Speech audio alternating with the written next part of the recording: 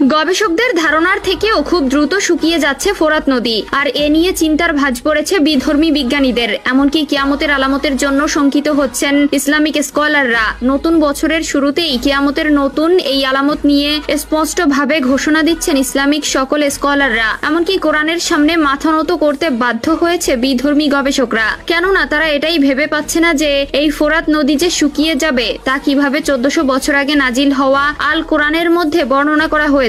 প্রিয় দর্শক, আপনি যদি একজন মুসলমান হয়ে থাকেন তাহলে কিয়ামতের আলামতের নতুন এই লক্ষণ সকল মুসলমান ভাইদের মধ্যে শেয়ার করে দিতে ভুলবেন না, কেননা আমাদের প্রিয় নবী সাল্লাল্লাহু আলাইহি ওয়াসাল্লাম বলে গেছেন, আমার একটি হাদিস যে একজন থেকে অন্য জনের কাছে পৌঁছে দিবে তার জন্য কিয়ামতের দিন আমার সুপারিশ ওয়াজিব হয়ে যাবে। মুসলিম হিসাবে আমাদের প্রত্যেকেরই মহান আল্লাহ তাআলা ও রাসূলের প্রতি পূর্ণ বিশ্বাস আনতে হবে, এর কোনো ব্যতিক্রম নেই। আজ থেকে প্রায় 1450 বছর আগে মহানবী হযরত মুহাম্মদ সাল্লাল্লাহু আলাইহি ওয়াসাল্লাম বলে গিয়েছেন যে কিয়ামতের আগে খুব দ্রুত শুকিয়ে যাবে এই ফোরাত নদী। ফোরাত নদী কতটা দ্রুত শুকিয়ে যাচ্ছে তা বোঝা যাবে কিছু বছর আগের আর বর্তমানের ছবিগুলো পাশাপাশি রাখলেই। এই নদী শুকিয়ে যাওয়ার কারণ কি শুধু জলবায়ু পরিবর্তন বা বাঁধ নির্মাণে? ফোরাত নদী শুকিয়ে যাওয়া কেবল একটি পরিবেশগত সমস্যা নয়, বরং এটি ইসলামী বিশ্বাস অনুযায়ী কিয়ামতের একটি বড় আলামত। হযরত আবু হুরায়রা রাদিয়াল্লাহু তাআলা আনহু থেকে বর্ণিত, রাসূলুল্লাহ সাল্লাল্লাহু আলাইহি ওয়াসাল্লাম বলেছেন, কিয়ামত সংঘটিত হবে না যতক্ষণ না ফোরাত নদী শুকিয়ে যায় এবং তার মাঝখান থেকে একটি স্বর্ণের পাহাড় উন্মোচিত হয়।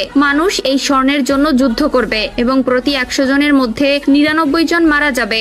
বর্তমানে ফোরাত নদীর পানির স্তর উদ্বেগজনকভাবে হ্রাস পেয়েছে। সাম্প্রতিক বছরগুলোতে নদীর পানির পরিমাণ কমে যাওয়া সিরিয়া ও ইরাকের কৃষিকাজ ব্যাপকভাবে ক্ষতিগ্রস্ত হয়েছে। বিশেষজ্ঞরা এটিকে জলবায়ু পরিবর্তন, বাঁধ নির্মাণ এবং দুর্বল পানি ব্যবস্থাপনার ফলাফল হিসেবে চিহ্নিত করেছেন। অর্থাৎ স্পষ্টই বোঝা যাচ্ছে মহানবী সাল্লাল্লাহু আলাইহি ওয়াসাল্লামের বলা সেই ভবিষ্যৎবাণী খুব শীঘ্রই সত্য হতে শুরু করেছে। আরেকটি হাদিসে বলা হয়েছে, ফোরাত নদী শুকিয়ে গেলে তার তলদেশ থেকে স্বর্ণের পাহাড় বের হবে। যে ব্যক্তি সেই সময় উপস্থিত থাকবে সে যেন সেখান থেকে কিছু না নেয়। এখন প্রশ্ন হচ্ছে, আসলেও কি এমন কোন স্বর্ণের পাহাড় প্রকাশ পাওয়ার সম্ভাবনা আছে? তবে খুব সম্প্রতি ফোরাত নদী শুকিয়ে যাওয়ার পর এর তলদেশ থেকে উন্মোচন হয়েছে এক সুড়ঙ্গ। সুড়ঙ্গের আছে নিখুঁত সিঁড়ি ও অবকাঠামো। প্রতিনিয়ত সেই সুড়ঙ্গ থেকে বিভিন্ন ধরনের আওয়াজ শোনা যাচ্ছে। এর থেকেই অনেক প্রত্নতাত্ত্বিক ও গবেষকরা ধারণা করছেন ফোরাত নদীর তলদেশে হয়তো একটি নতুন জগৎ অথবা বিরাট স্বর্ণের খনি রয়েছে। কেউ কেউ বলছেন এটি একটি প্রাকৃতিক খনি, যাতে প্রাকৃতিক নিয়মেই স্বর্ণ জমা হয়েছে।